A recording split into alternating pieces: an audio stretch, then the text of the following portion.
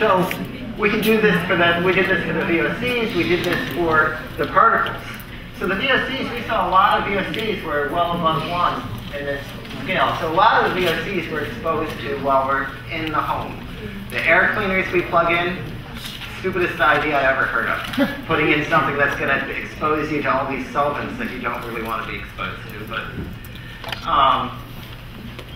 and then a lot of the products we have, like formaldehyde, that is a breakdown product from all the furniture and all the plastic stuff we put in our house is giving off formaldehyde all the time. So there were a lot of VOCs that were above 1. You look at the particles. So these are all the elements in the particles, and actually the particle mass is right there. And there's a few things that range above 1. So the particle mass is above 1. So there are some indoor sources of particles. What do you think, how do you think just the particulate matter inside a room might be higher than outside? What are the sources of particulate matter inside a home? Soot? So where do you get the soot inside the home from? Bathroom tiles. Bathroom what? Bathroom tiles. The bathroom tiles? Well, bathroom tiles don't have soot, but they wear. Chimney? What's that? You gotta speak up. Fireplaces? Cooking? What about just cooking on your stove and burning the toast or burning whatever? What about just walking about? I mean, it turns out, oh, I gotta stay over here. It turns out as you walk about, you have this cloud about you that just from walking around, you're constantly resuspending particulate matter that's falling to the ground. And so it's one way of describing that is a personal cloud. Another way of describing it is the Pigpen effect. I don't know if any of you read, Peanuts cartoons, but that character Pigpen is actually we're all Pigpens. We all have this cloud of dirt swarming around us. We just can't see it because it's microscopic. But the big difference between the particles and the VOCs is the vast majority of them actually are very close to 1. And really all the sources that you see inside the home are coming from outside the home. So I just have a little bit more, and that's to finally get to the personal data. So we did all this monitoring that we showed you in the upland site, the urban site, where we're just on top of the school roof. We did monitoring outside the home, inside the home, and then we had the kids wear backpacks.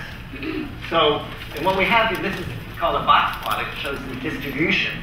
So the middle line is the median, or 50% of the data is above that concentration, and 50% is below. The bottom of the box is the 25th percentile, so 75% of the data is above this level, and 25% is below. And then the tips and tails are the 5th and the 95th. So it just kind of gives you a quick way of looking at all of the data in one thing. So what can you tell right away about the personal data that's very different from all the other samples we took? It's higher. And it's a lot higher. I mean, some of them are, the 95th, the people who are really exposed are getting up close to 2,000, where everything else is around maybe 200. So it's a good 10 times higher, or even 50, maybe 50 times higher. And that's for iron concentration. Turns out that when we looked at, we tried to figure out what that iron's from. One of the things you can do is plot the iron versus some other element and look for whether there's a source that has both things in it. So we plotted the manganese concentration versus the iron concentration. And lo and behold, the personal samples were highly correlated. But so were all the other samples. They were just much lower. They also had a different slope. They had a slope about half up. So very different particulate matter that some of the high school kids were being exposed to in their personal samples than in the indoor and outdoor samples. And the same thing, if you replace the manganese with chromium, you'd also have exactly the same thing where the personal samples had a very different slope, characteristic of a different source, than the indoor and outdoor samples. The indoor and outdoor samples were actually, this slope is consistent with just dirt.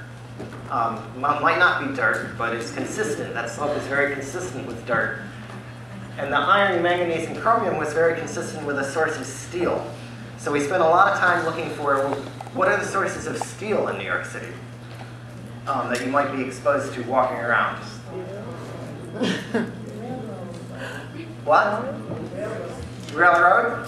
What railroads are the high school kids in New York City ride? Subway. The subway? What other sources? The buses? All the vehicles, the brakes? So we wanted to test the traffic idea versus the subway idea. So we sent a senior thesis student down into the subway, and these are the two samples he recruited. So the subway was the source of this.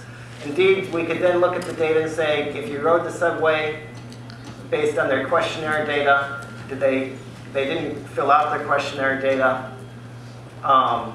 They said that they didn't ride the subway. And when they didn't ride the subway, they had very similar levels to the indoor and outdoor. But if they did ride it, then they had these levels that were much higher.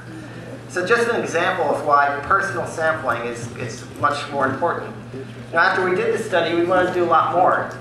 But, and we actually, it was very difficult to get inside people's homes and to set up the indoor and outdoor sampling. So we wanted to have a personal sample that could collect a different sample for home, and for school, and for when they were commuting. So we made this fancy backpack that had 3 different samples rather than 1. But then the Madrid bombings happened, and then the London bombings happened, and then the police told us we could never use this backpack in New York City. The idea of you're trying to do an air pollution study to protect people like who might have asthma, and then the police might shoot them because they're wearing something that looks just like what the people who took them to the London subway, is not what we're trying to do. But they said if we made it the size of a Walkman, then we would be back in business. So we've been spending a lot of time, especially lately, trying to take this and make it into something like that. And that's what Seethy's been working on, and you'll hear about that when she gives her talk. And that's all I have to say.